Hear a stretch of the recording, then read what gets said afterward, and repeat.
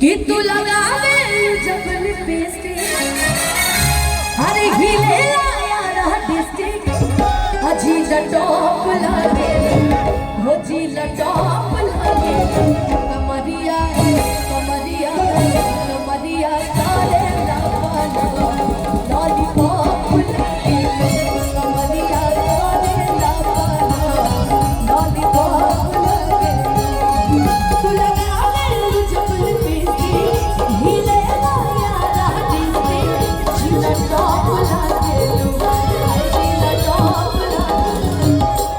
देखो सब लोग कितनी आवाज वोकल उठाइए भैया, कितनी पार्शलिटी कर रहे हैं लोग। मतलब जब तक रितेश जी गा रहे तो खूब ठुमके लगाए सब है ना। आस्था जी को देख के भी लोगों ने खूब ठुमके लगाए।